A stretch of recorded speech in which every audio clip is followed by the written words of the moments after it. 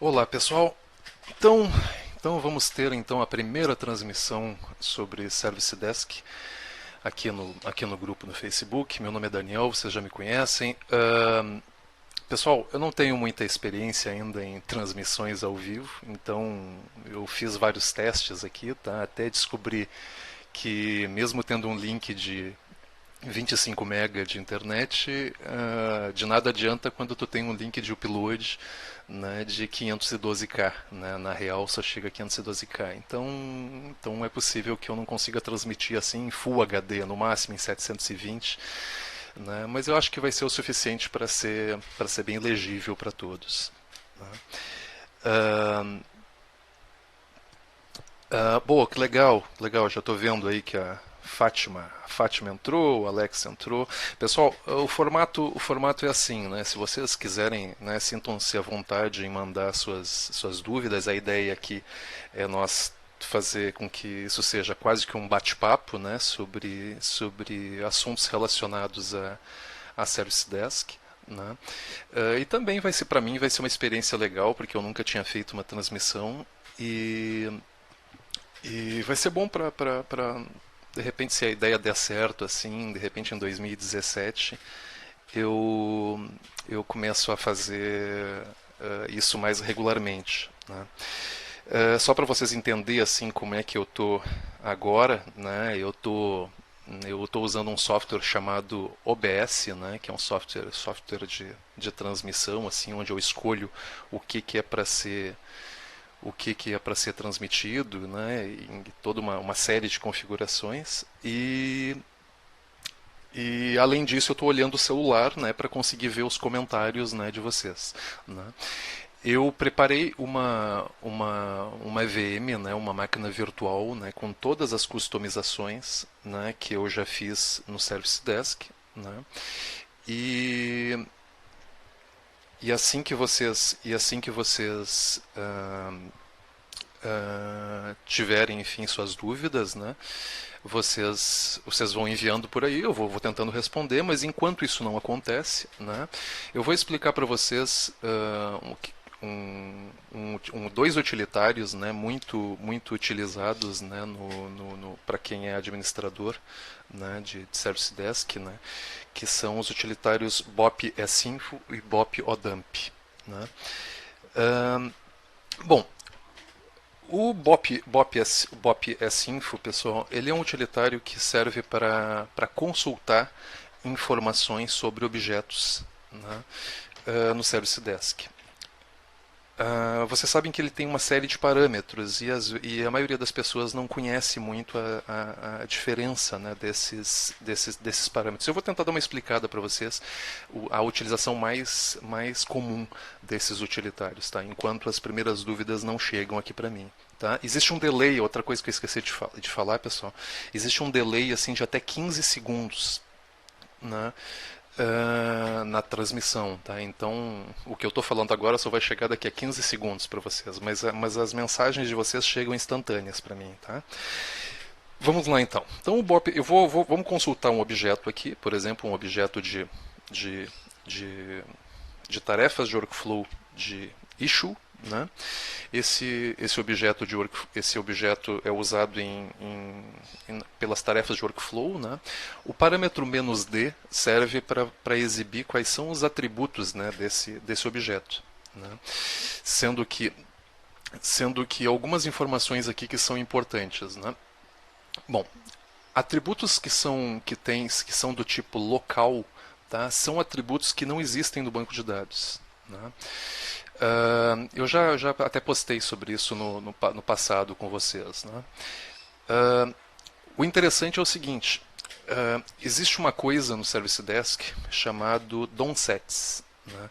Eu já expliquei isso no passado, tá? Mas dependendo do DOM-set que é utilizado para consultar um objeto, né, alguns atributos podem existir ou não existir. Né? Ou mesmo os dados que estão num atributo, por exemplo, poderiam ser consultados ou não. Né?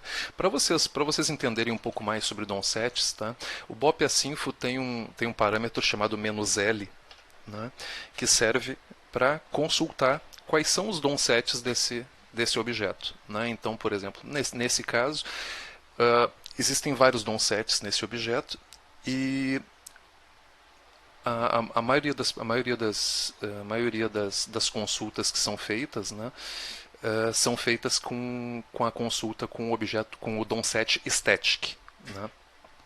Esse, esse, esse DOM7, ele já tem, vocês podem notar aqui que ele já tem inclusive uma ordenação. Né? Toda vez que se eu fosse usar o método syncfetch, por exemplo, para quem programa spell, né? Usando esse DOM7, né? Ele já iria trazer ordenado por sequência, né? E depois disso o primeiro critério seria o número da ocorrência, né? Que estaria relacionado, enfim.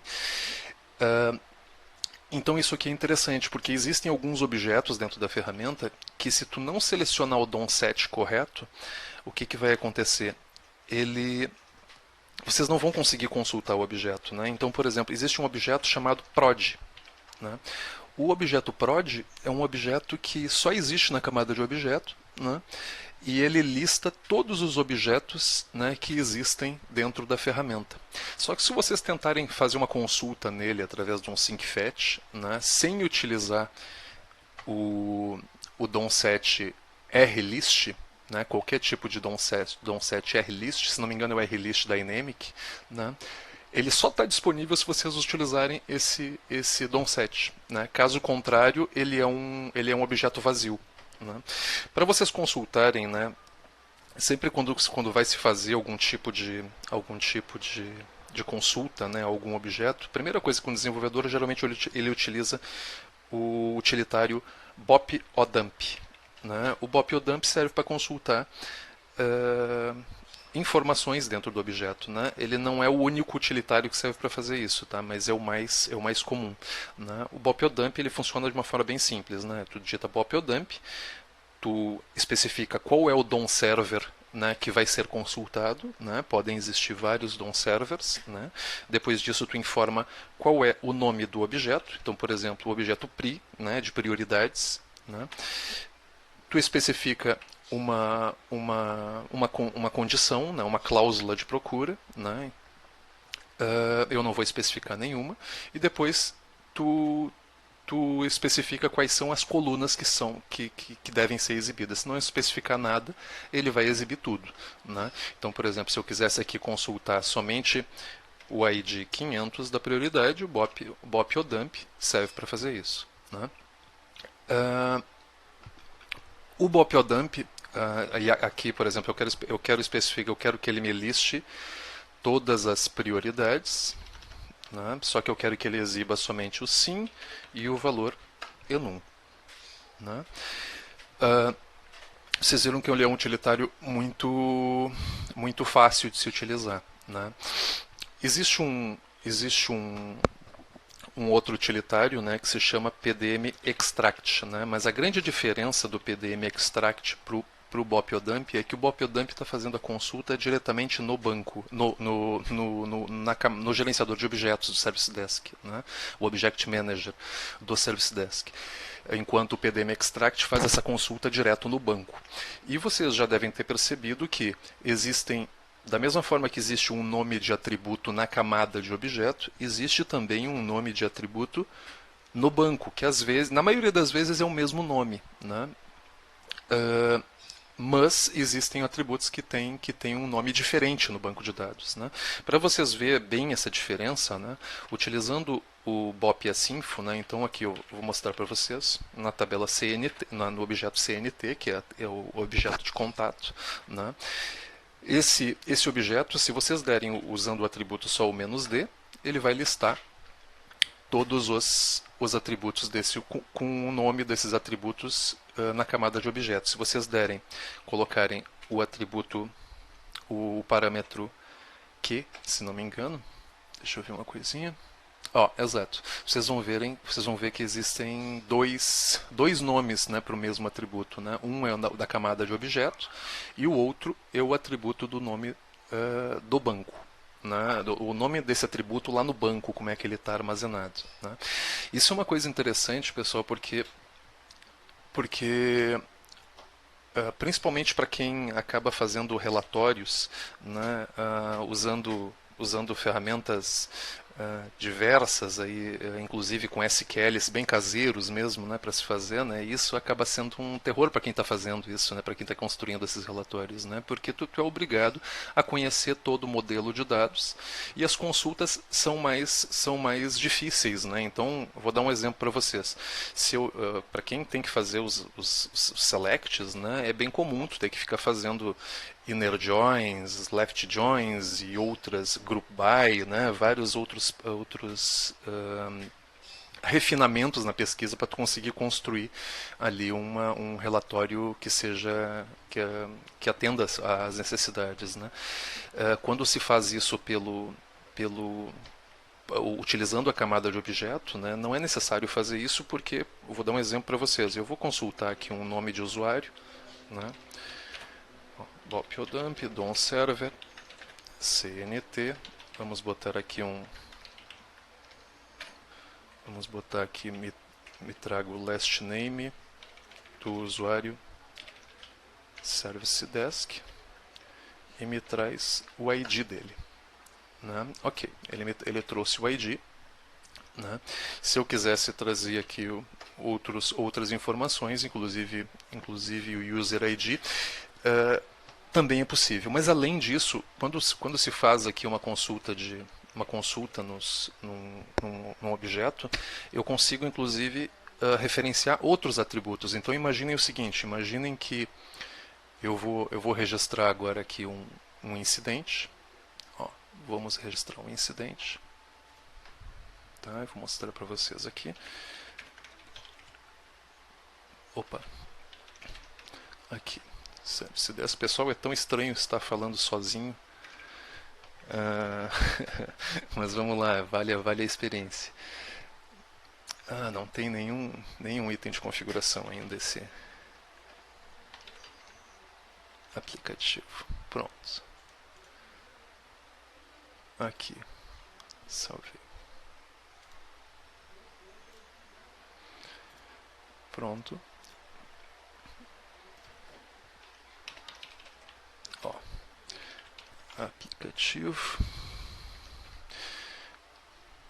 E organização, eu acho que também não tem. Deixa eu ver uma coisinha. Vamos ver. Não tem.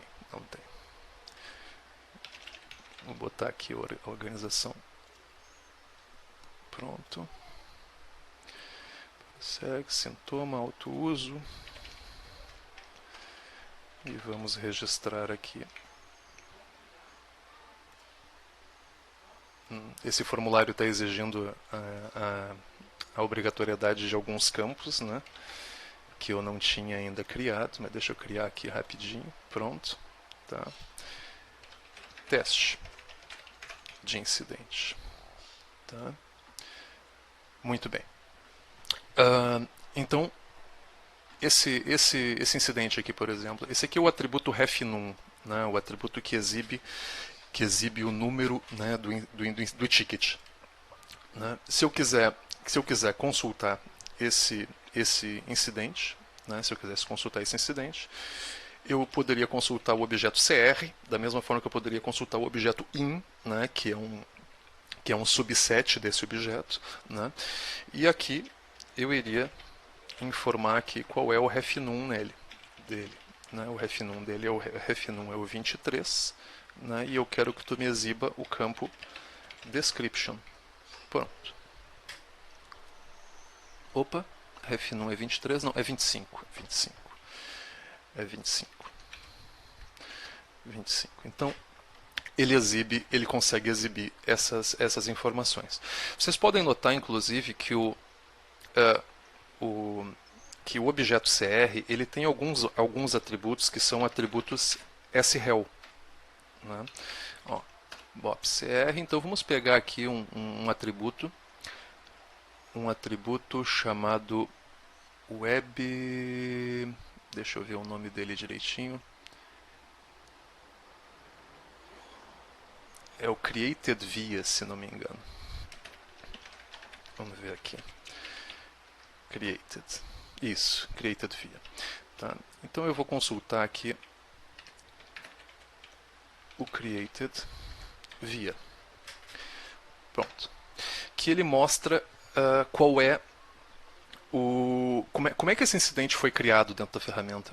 Mas já que esse atributo é um atributo sRel, né, que está fazendo referência a um outro objeto chamado intFC, né, e esse objeto intFC, bop assim, -d, vamos pegar aqui só para vocês verem, né, o intFC, existe um atributo dentro do intFC chamado sim. Né, então o que eu posso fazer nos bopiodumps? Né?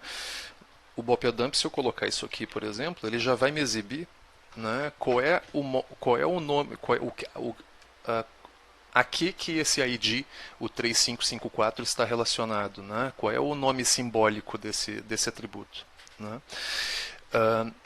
Isso é uma coisa parece básico para muitos administradores mais experientes, né? Mas depois que o usuário aprende a manipular bem o bopiodump, né, ele tem muito mais facilidade para fazer programação via spell, né, principalmente quando se utiliza esses métodos, né, de sandwich, né, que são os getlists e os syncfetches, né. Então é possível aqui, isso aqui é uma coisa que, se vocês fossem fazer isso através de SQL, era necessário fazer um inner join, né? E consultando a camada de objeto eu não preciso, eu só preciso ir referenciando os atributos, né? Bom, vamos lá. Quando se vai consultar um objeto, isso aqui é uma coisa importante. Bop é assim. Vamos pegar aqui esse objeto que eu acabei de consultar, esse intFC. Né?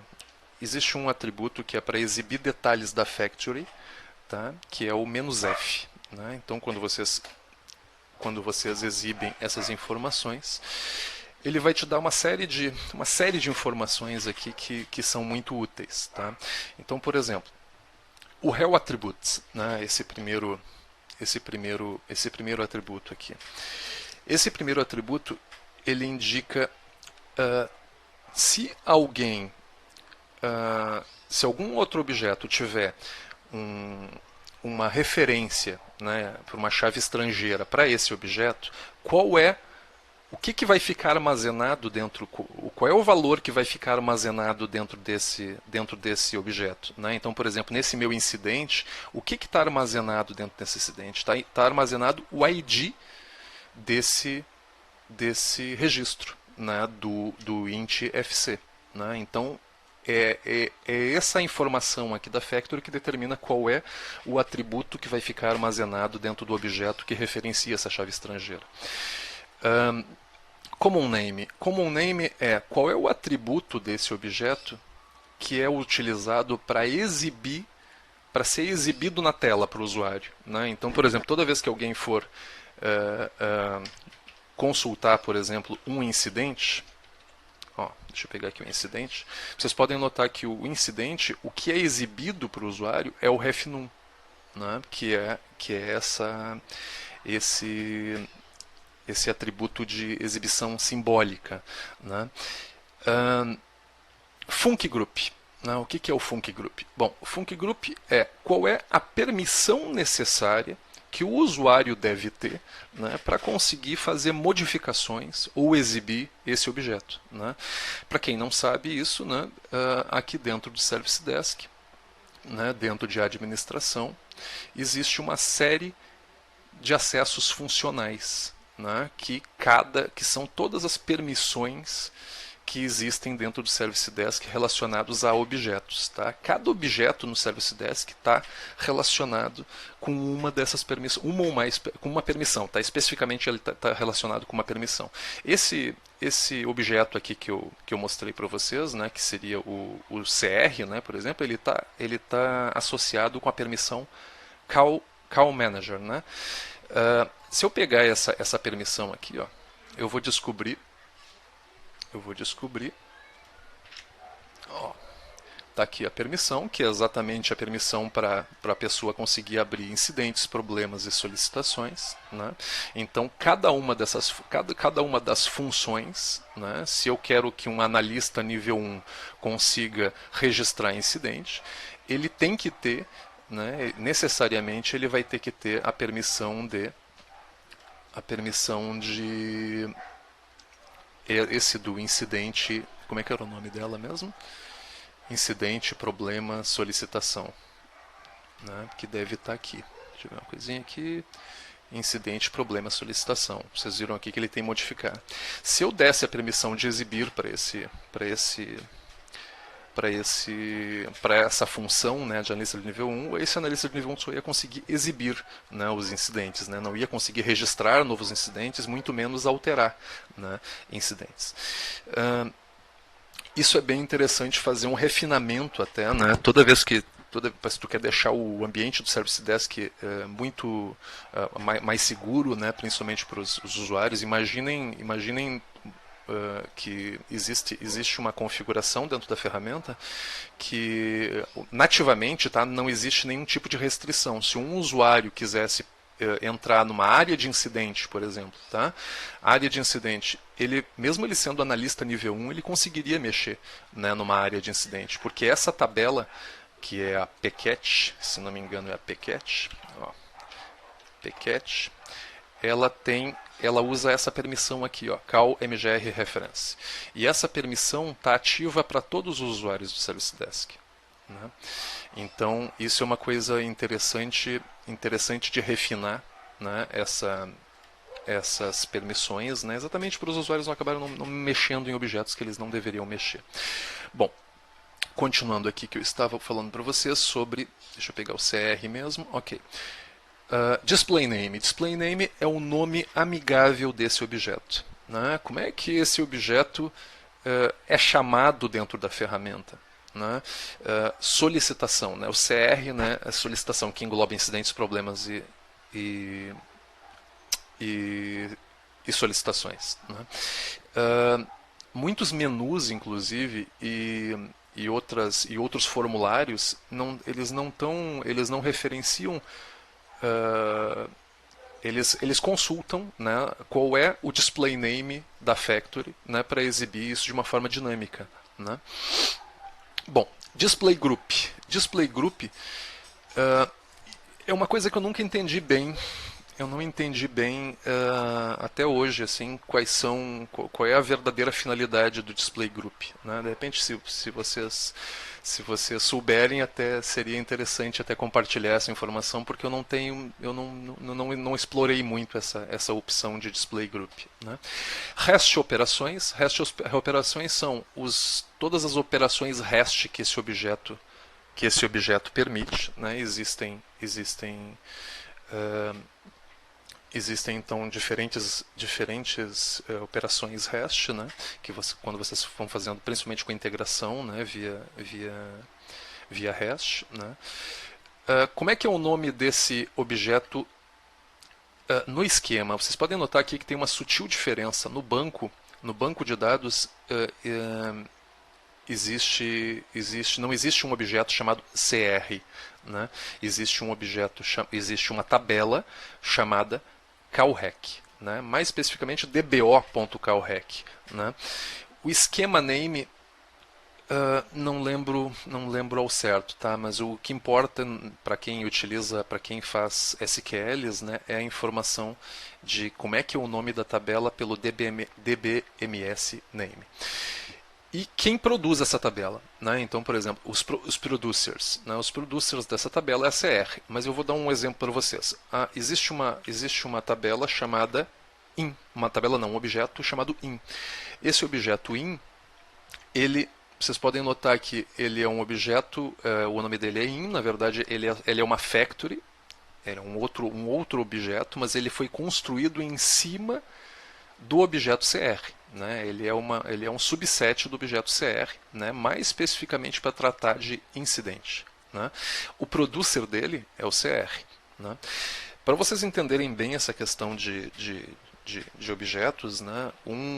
Uma factory ela pode ser produzida por diferentes objetos, né? Então, por exemplo, a factory CNT ela é produzida por dois objetos, né, que são o CNT e o USP Contact. Né, para quem não sabe, toda vez que se cria um atributo, todas as tabelas que começam com USP dentro da ferramenta, são geralmente tabelas que são tabelas onde se eu precisar fazer um campo customizado nesse objeto, né, o CNT, onde é que esse campo customizado vai ficar armazenado? Ele não fica armazenado dentro do objeto CNT, na verdade ele fica dentro do USP Contact. Né? É ali que estão todos os atributos customizados dos contatos, por exemplo. Que mais? Outra informação importante, então, do BOP Async. Então, aqui nós estamos só consultando informações. Até agora eu não tive aqui nenhuma pergunta do pessoal. Né? Eu estou curioso até para saber. Eu acho que o pessoal está mais entrando como curioso até para saber, para aprender alguma coisa nova. Né? Mas vamos lá, está sendo interessante. Outra informação do BOP Async são as triggers, para consultar as triggers que cada objeto tem. Então, por exemplo, CNT, existe uma série de triggers. Né? Eu já falei sobre triggers no passado, tá? Mas só para vocês entenderem que como isso é importante, né? Principalmente quando se vai fazer uma customização, né? Um arquivo SPL, um arquivo mod lá na pasta Magic, lá, né? Para disparar em determinado momento. Né? É importante conhecer o objeto antes para tu saber exatamente em que momento que essa trigger deve ser disparada. Né? Só para vocês terem uma ideia, as triggers, existem vários tipos de triggers, eu já tinha comentado sobre isso, e essas triggers que estão sendo exibidas aqui são triggers de objeto, existem triggers de atributo. Né? As triggers de atributo não são exibidas aqui, né? Para isso tem que se consultar lá um arquivo que é a API, que é um arquivo MEG, né, que está dentro da BOP CFG, onde ele vai te mostrar as triggers de atributo, que também são importantes. Né? Mas é importante saber que essas triggers do objeto, né, são executadas sequencialmente. Né? E o que determina a ordem, né, de execução é o tipo dessa trigger. Né, que é uma trigger, por exemplo, uma trigger de pré-validate, sempre é executada antes de uma trigger de post-validate. Né? Uma trigger de post-CI somente depois que a trigger post-validate for executada. Né? Essas informações são importantes. Por exemplo, se eu quisesse fazer aqui uma nova trigger de post-validate, né, eu teria que saber, né, que já existem 3 triggers nesse objeto CNT. Né? E vocês podem notar aqui que essa trigger aqui, essa primeira aqui, ela tem uma ordem 10, né, 40, se não me engano, 40, essa outra 50, essa outra 60. Se eu quisesse construir a próxima, né, que ele fosse executar logo em seguida, né, dessa de check group, né, eu teria que colocar um número superior. Né? Geralmente, para quando se faz triggers customizadas, não se coloca as ordens, não se utiliza essas ordens utilizando essa numeração que a ferramenta já tem nativamente, né, para evitar possíveis problemas em futuras versões. Então coloque geralmente uma customização com um número alto. Eu tenho alguma customização aqui nesse objeto, né, então vocês podem notar aqui que eu já coloquei o número 1000. Né. Executo pré-validate, é praticamente como se dissesse assim, olha, esse CNT valida, ZCNT valida, só é para ser disparado quando ele fizer todas as validações nativas do objeto. Né? Só depois eu vou executar esse CNT valida. O que mais? Então o T, né, voltando aqui para o BOP Async, né, o "-t", ele exibe todas as triggers do objeto, isso aqui é importante saber. M. Isso aqui é um parâmetro muito interessante, porque ele te exibe todos os métodos spell que este objeto possui. Né? Se eu quisesse chamar utilizando sendWait, qualquer um desses métodos aqui, né? Desde que eu saiba especificamente quais são os parâmetros, né? Aqui ele não te diz quais são os parâmetros, ele te diz o tipo de dado que cada um desses parâmetros possui, né? Então, mas existem alguns métodos aqui que já foram descobertos por outras comunidades, né? Eu também já descobri, eu até coleciono a sintaxe de vários desses métodos, né? Eu até prefiro utilizar os métodos nativos da ferramenta do que inventar, né, um método novo para ter a mesma finalidade, né? Então, por exemplo, se eu quisesse saber qual é o depois que eu instanciei um objeto de grupo, por exemplo, se eu quisesse saber quais são os membros desse objeto, eu simplesmente chamo o getMembers, né? O getMembers ele vai te exibir, né, todos os membros, né? Vai te dar um objeto de array, né, com todos os membros, né? Então é interessante, às vezes, antes de pensar em customizar e criar um método novo, né, criar uma função spell nova, né, verifique se o objeto que vocês que vocês vão construir alguma coisa, se ele já não tem um método que atenda a necessidade de vocês, né? E eu prefiro utilizar os métodos nativos, porque tu sabe que eles vão ter continuidade, tá? Foram raras as situações que eu vi de um método que foi descontinuado. O que a CA costuma fazer é, se ela criasse um outro método aqui, ela mantém compatibilidade com, mesmo que ela incluísse, agora na versão 2.0 desse método aqui tem que exibir um novo parâmetro.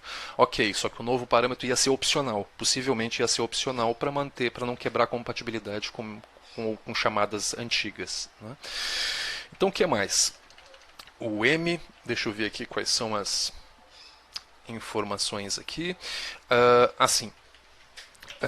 O "-a", né? O "-a" ele dá informações detalhadas de atributo do objeto, né? Então, por exemplo, o atributo, deixa eu pegar aqui um para vocês, o atributo last name, por exemplo, do objeto CNT, né, ele é um atributo que, isso aqui era informação que exibia de forma resumida, né, que ele é um campo string com 100 posições, né, com 100 caracteres de tamanho.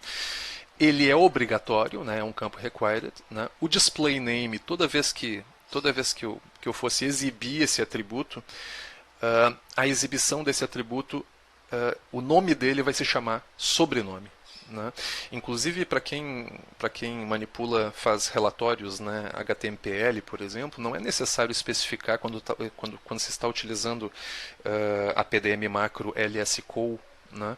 A LSCOL ela consulta nativamente qual é o display name desse atributo, né?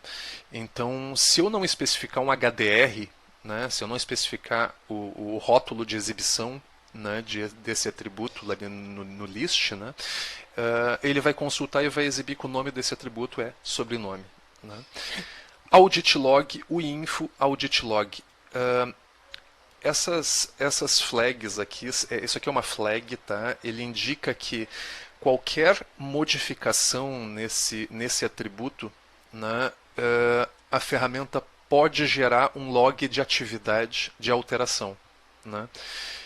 Então, por exemplo, se eu mexesse no sobrenome de um contato, né, ele colocaria lá no log de atividades desse contato que o atributo sobrenome foi modificado, né? Somente os atributos que têm o audit log ligado podem ser auditados, né? Tu consegue ter essa rastreabilidade, né, de alterações, né? Outras informações que são exibidas aqui no "-a" é quando um novo registro for criado, por exemplo, nesse objeto, o que é para ser armazenado no atributo createDate? Bom, nesse caso aqui, onNew, o onNew diz que é para ele, quando ele for gerar um novo objeto, ele grava a data, né, um timestamp, né, do sistema, né, naquele momento da criação do registro, né? Da mesma forma que ele poderia também, né, o atributo lastModBy, né, um atributo que é comum em quase todos os objetos Service Desk, né? Ele armazena o nome do usuário que fez a última modificação, né? Toda vez que um usuário mexe nesse objeto, ele grava o nome do usuário, né, que está logado naquele momento, né? Existe um tipo de atributo, pessoal, que não é muito falado, né, mas que é um atributo chamado derivado. Né? Existem atributos que só existem na camada de objeto e somente quando se utiliza um DOM set específico, né, que vai se conseguir consultar ele da forma correta. Né? Um exemplo disso é o atributo combo name. Né? Um atributo combo name é um atributo local, ele não está disponível, né, ele não está disponível no banco, né, ele não existe lá no banco, ele é gerado em tempo de execução. Né, nesse caso aqui, né, ele cria um atributo concatenando concatenando 3 atributos, né, e exibindo, né, o nome do usuário. Né, e o combo name, inclusive, é o display name do objeto CNT. Toda vez que ele vai exibir o nome de um contato, ele usa o atributo comboName. Né? E esse comboName é um atributo derivado. Eu já tentei fazer até alguns atributos derivados na ferramenta, né, para evitar replicação de dados, né, mas e principalmente pelo fato de que o atributo derivado é um tipo de atributo muito interessante, porque ele pode ser construído utilizando uma lógica que vocês podem notar aqui, né, que coloca o atributo last name, ou se ele estiver nulo, coloca uma vírgula ou o primeiro nome. Né? Enfim, se coloca uma lógica, né, de construção. Né? Olha que legal. O Eduardo Paz aqui, ó, muito didático, Daniel. Para complementar a propriedade display group, olha aí, define a lista de opções de funções para as quais a factory será exibida e estará disponível para uso. Por exemplo, isso aqui eu não sabia, ó. Olha que legal. Por exemplo, o valor stored query define que a factory está disponível para utilização em queries do placar, gerenciador de filas e KPIs. Oh, que legal, legal mesmo. Valeu, Black. Valeu, Black. Bom, que mais? Que mais? Tá. Vamos lá. Eu não sei se vocês sabem, tá? Existem alguns tipos de atributo que a CA pede que na verdade os usuários não podem sair criando esses atributos, né, livremente, porque são atributos que podem repercutir no desempenho da ferramenta. Né. Um desses atributos SREL não existe problema nenhum, né, atributos SREL, atributos string, inteiros, né, dates, né, durations, né, esses atributos não tem problema nenhum ao se criar, né, e se customizar na ferramenta. Né. O único atributo assim que eu sei que a CA tem que pedir uma autorização para a CA, e eu já li isso no manual de utilização, eu não sei se alguém já ouviu isso, são toda vez que for necessário criar atributos BREL, QREL ou LREL, são atributos, né, que não podem ser construídos sem, no mínimo, a anuência da CA, correndo o risco de tu perder a garantia do produto, ou mesmo tu podendo comprometer significativamente o desempenho da ferramenta. Eu já falei para vocês sobre o tipo, né, qual a diferença, né, desse atributo, né, desses atributos, né, mas em outro momento até eu posso detalhar um pouquinho mais para vocês. Deixa eu ver o que mais tem. Deixa eu ver aqui. Eu acho que eu já falei de quase todos os atributos dele. Deixa eu ver. Triggers, os métodos, os detalhes, producer. É isso aí. É isso aí, pessoal. Bom, agora, deixa eu mostrar para vocês. Esses dias nós estávamos falando sobre relatórios, né, na ferramenta, e eu fiquei de falar outros tipos de relatório. Até começaram, o Diogo Nóbrega colocou até um post muito legal sobre o Jasper, né, sobre o Jasper Reports, né, que eu até não conheço ainda. Como é que a minha empresa resolveu essa questão sobre relatórios? Bom, eu vou fazer um vídeo específico para vocês, tá, mostrando uma solução que foi construída. Vocês já devem ter visto tabelas dinâmicas no Excel. Né? Tabelas dinâmicas no Excel é uma coisa que é muito comum ser utilizado, né, por gestores. Né? Os gestores pegam e fazem uma pesquisa, né, pesquisam os incidentes, por exemplo, e depois o resultado dessa pesquisa mandam exportar num arquivo XLS, e dentro desse arquivo XLS fazem lá seu data science lá para montar o relatório que eles querem de uma forma bem artesanal. Isso é o que muita gente acaba fazendo, ou por não ter instalado o BO, ou por ter decidido não instalar o BO, porque o BO é uma ferramenta que é realmente uma ferramenta muito complexa, né? Ela é excelente, né? Mas é uma ferramenta que tu precisa de uma baita de uma dedicação para tu conseguir explorar todo o potencial dela, né?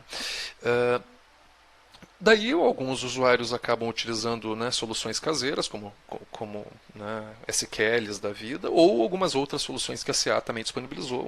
Uma delas é o Jasper Reports, né, Raps Reports.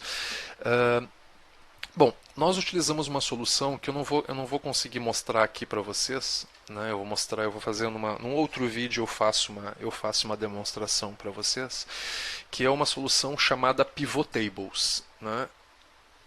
Dentro do Service Desk. Dentro do Service Desk existe, nós colocamos aqui um menu, né, que acessa esse Pivot Tables, né? E o Pivot Tables ele abre aqui um formulário aqui, tá? Ele iria exibir. Deixa eu ver se eu consigo aqui mostrar para vocês rapidamente, só para dar uma palhinha para vocês.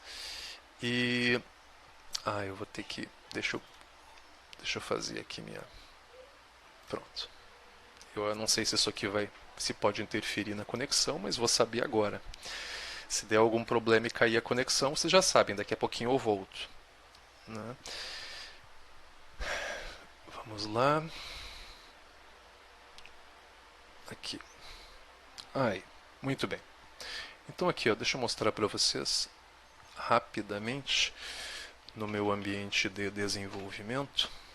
Né? Eu vou mostrar para vocês rapidamente sobre a solução de relatórios que minha empresa está utilizando, que é um projeto livre, tá? Que está disponível na internet, né? Eu vou passar para vocês depois os links, né? Tudo direitinho. Mas aqui, por exemplo, relatórios, né? Eu tenho aqui uma série de relatórios que já estão prontos usando essa tecnologia, né? Então, por exemplo, análise de dados para servidores, né? Então, aqui existe alguns templates. Então, por exemplo, servidores por sistema operacional. Aplica. Ele faz uma extração de dados. Essa extração é de um banco paralelo, tá? Não é de um banco, não é on the fly. Né? E o usuário tem a possibilidade de simplesmente especificar quais são as colunas, né, de dados que ele quer utilizar, e ele monta o relatório da forma que ele quiser. Né? Então, por exemplo, aqui vários sistemas operacionais, bota ambiente também. Daí aqui eu tenho uma série de filtros. É como uma tabela dinâmica do Excel. Né? A diferença é que ele é muito fácil de ser utilizado. Né? Muita gente acaba não conhece essa solução, mas é uma solução gratuita, né? E com um pouquinho de esforço os usuários conseguem colocar uma funcionalidade de relatório muito interessante. Tá? Ele tem uma série de coisas. Aqui na minha empresa, inclusive o acesso ao nosso data center, né, ele é controlado dentro da ferramenta. Né? Então, por exemplo, se um usuário quer entrar dentro do nosso data center, né, ele dentro da própria ferramenta, ele tem que especificar, né, o que ele quer fazer. Né? Eu estou dentro de um incidente, por conta desse incidente eu quero acessar o data center, eu quero ficar lá dentro por 1 hora, né, e quero entrar na sala tal. Né? Quando isso é feito online, né, ele acessa um sistema de gestão de data center que libera o acesso para esse usuário que está logado na porta por aquele período de tempo, na porta específica do data center, etc. E existe um relatório que foi feito, né, para isso, né, para especificar exatamente, para listar exatamente quais são os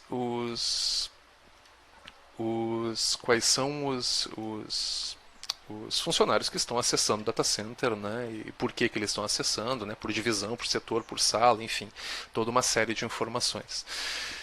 Mas eu vou detalhar para vocês com mais calma. Eu não sou muito utilizador de relatórios, né, eu mais faço customização dentro da ferramenta. Né. Mas é um assunto bem interessante, bem extenso e que certamente vai dar muito pano para manga e para nós conversarmos no futuro. Tá? Assim que essa solução ela não está ainda terminada, né? Essa solução de pivot tables, né? Ela já está em produção, né? Já tá, mas nós estamos constantemente melhorando ela, fazendo com que ela fique mais bonita, né? Com uma interface mais agradável para os usuários, etc. Bom, deixa eu comentar com vocês. Pessoal, eu por hoje, eu já não sei se vocês têm mais, se vocês têm, mas não vou nem dizer mais alguma dúvida, porque na verdade eu não respondi dúvida alguma por enquanto, né? Mas acho que foi legal até para mim ver aí como é que funcionava aí esse modo de transmissão, né? Isso é uma coisa que, para quem é youtuber, deve ser muito fácil fazer, mas olha, é bem complicado de ser feito. Eu estou usando uma ferramentinha aqui que gera um link lá na China, e esse link, porque como eu não tenho uma fanpage, sim um grupo, né? E eu quero mandar a captura de tela, né? Enfim, eu quero mandar outros tipos de transmissão, eu não quero pegar meu celular e sair transmitindo, né? Então eu sou obrigado a utilizar uma ferramenta, né, específica, né, que é o OBS, né, como eu disse para vocês, que faz essa transmissão, que coloca a marca d'água, enfim, que faz uma série de ações, né, para quem quer fazer transmissão. Pessoal, foi muito legal. E foi muito legal estar aqui com vocês. E assim que eu tiver um tempinho, e quem sabe aí de repente se alguém quiser sugerir algum outro assunto para mim fazer uma outra transmissão, em 2017 eu faço uma nova transmissão para vocês com algum assunto interessante. Tá bom, pessoal? Obrigado pela participação de vocês. Um abração e boas festas, bom Natal para vocês. Tá bom? Um abração.